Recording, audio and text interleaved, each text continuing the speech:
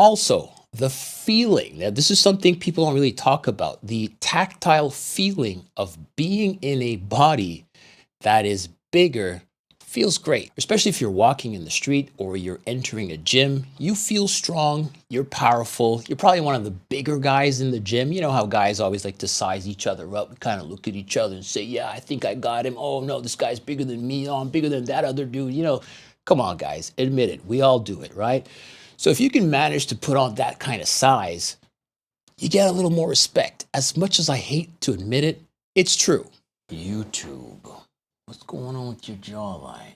Julian here from Jawline Theory. Lately, YouTube has been feeding me quite a bit of content in regards to main gaining and bulking, right? Which is better? There seems to be this ongoing discussion in the fitness community as to whether or not it's worth to main gain. Basically, maintain low levels of body fat while increasing muscle versus bulking or dirty bulking, which is what the guys used to do in the 90s and 2000s. I'm not sure if the guys do that nowadays. But I guess with the advent of social media, everybody wants to look on point, be camera ready or social media ready. And so you don't see guys typically gain 30, 40 pounds of fat unless they're trying to get views from YouTube, Instagram, etc.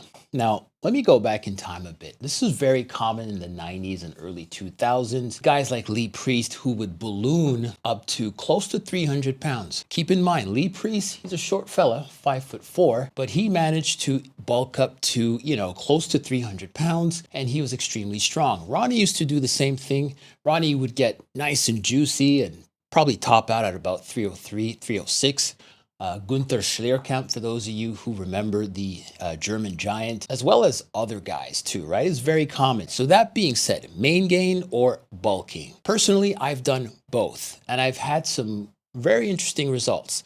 Let me start off with main gaining, right? So for a number of years, I'm going to say between the ages of, let's say, 24 to 26, I was stuck, and I do use the word stuck. My weight would not go up. It would stay the same for 2.5 years. That number was about 197 pounds. During that time, I noticed I had made some improvements in my physique, but not the kind of improvements I think I would have experienced had I just gone on a dirty bulk and ballooned up to, let's say, 210, maybe 215 pounds, and then eventually come down. That said, it is extremely difficult to go to the gym day in and day out 4 or 5 days a week and sweat it out, only to realize a month later that you're the same weight. Nothing has changed. And those changes that you experience when you are main gaining are very slow. Imagine hopping on a scale every day or every other day and noticing that the weight is not increasing. Now, obviously, back then, my goal was to gain as much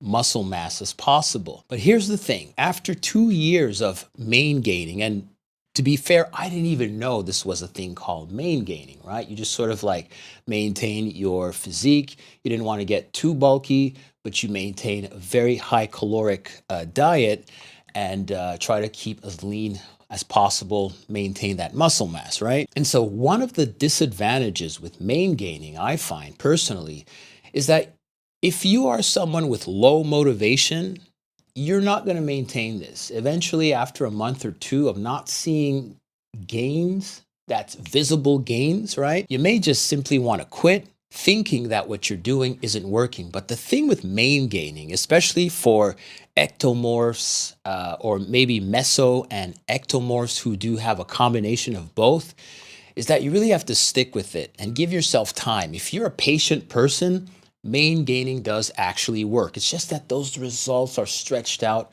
over a longer period of time, and they're very small, right? So slight muscle gain, maybe some trimming of the fat, the body weight stays the same. In my case, 197 pounds. I was stuck at that number.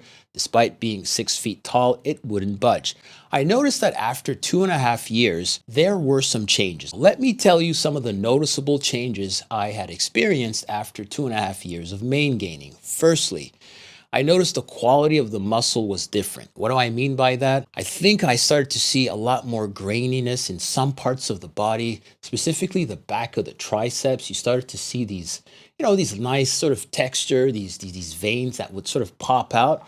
despite the arm being, I guess you can say, slightly bigger. Also, the muscle started to pop out. What I mean by this is that I guess you can call it separation. So, muscle groups like the chest, the abs really started to sort of become a little more defined. They would pop out. Now, this is probably due to the exercises I was doing over the course of that period. But nonetheless, it started to really look good and things started to gel together. Now, the third thing I had noticed while main gaining was that my strength levels had increased, right? Maybe not as much as I would have wanted, but I was lifting some pretty respectable weight. So in closing, when it comes to main gaining, I think it does work if you have the patience to sit through and see your body make these micro changes over the course of a few months. By all means, go for it, especially if you want to maintain that, fitness influencer look and you want to be camera ready, as it were. By all means, knock yourself out. Conversely, when it comes to bulking, I've done bulking, and so I've managed to balloon up to about 226 pounds. I was nice and juicy, and I'll tell you, it is a totally different experience than main gaining. Firstly, the scale will go up. In fact, I was pushing so much food that I can confidently put on 1 pound every 36 to 48 hours. That's not a lot of time. Think about the amount of food you got to ingest to basically gain a pound every 36 to 48 hours. I was eating a lot of food. If you guys are interested in what kinds of foods, what kinds of meals I was prepping, just leave a comment down below. I'll be sure to hook you guys up. As it were, if you go on a bulk, and I'm going to talk a little bit about dirty bulking later on in this video, so please stick around, subscribe if you haven't done so already, right? So if you're going to go on a bulk, one of the amazing things to see is the weight gain. Noticing that your jeans are a little tighter, your quads are getting a little bigger, maybe your t-shirt is a little tighter, especially around the chest area and the shoulder area. That means you're putting on a lot of weight, right? I tend to develop a lot of mass right here in this area, the shoulders, the traps, the upper pecs. And so that's how I know I am growing. I usually use clothes as an indicator for whether or not I am growing. But in addition, the scale goes up, which is always encouraging. So if you have motivational problems, I recommend doing a bulk or a dirty bulk. As for strength, you are going to get significantly stronger. Your deadlifts, your squats, your bench should see a significant improvement in strength gains. Also, the feeling, now this is something people don't really talk about, the tactile feeling of being in a body that is bigger feels great, especially if you're walking in the street or you're entering a gym. You feel strong, you're powerful, you're probably one of the bigger guys in the gym. You know how guys always like to size each other up. We kind of look at each other and say, yeah, I think I got him. Oh no, this guy's bigger than me. Oh, I'm bigger than that other dude. Come on guys, admit it. We all do it, right? So if you can manage to put on that kind of size, you get a little more respect. As much as I hate to admit it, it's true. Now, do some guys look better bulking versus others? Absolutely. And this has a lot to do with your frame, right? I noticed the guys who bulk or dirty bulk, the ones that can carry the additional weight, well, it's good to have that frame. What do I mean by frame? I'm talking about the wide shoulders, small waist, long legs, right? So you may not be 10% body fat. You may not be 12% body fat. You may be hovering more close to 18, 19% body fat, but it's fine because depending on what you wear, you can still look phenomenal. Nobody knows what you have going on underneath. The point is, you look the part. Now, let's talk a little more about dirty bulking. Again, if you are an ectomorph like me, we were the typical guys as teenagers. We were long, lanky. Those were the words that people threw at us. Skinny, if you will. We need to do a dirty bulk. So what does that include? Things that are high calories. And the reason you want to do that is that if you try to eat too clean, do a clean bulk, to me, that's almost like main gaining, right? I can't eat just clean food 5 or 6 times a day.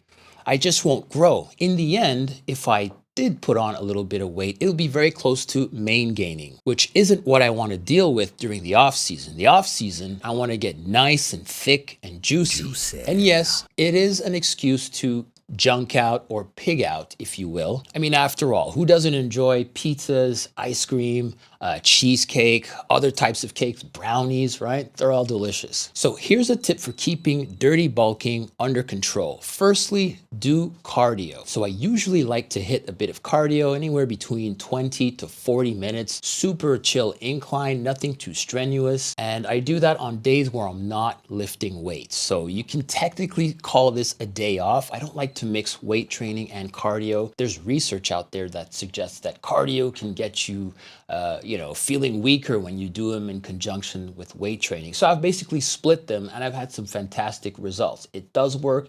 You do tend to burn a little more fat. It keeps you burning more calories throughout the day, even though you do it early in the morning. Now, I tend to wake up very early in the morning and I like to do my cardio first thing in the morning, specifically on days where I am not lifting weights. And I also do some stretching. You know, when you get to my age, it's important to be mobile, be flexible. So I'll do a session of cardio as well as some light stretching. And finally, it's really about what works best for you. We all have different body types. Sometimes we're a combination of being endomorph and mesomorph, or ectomorph, or classically ectomorph.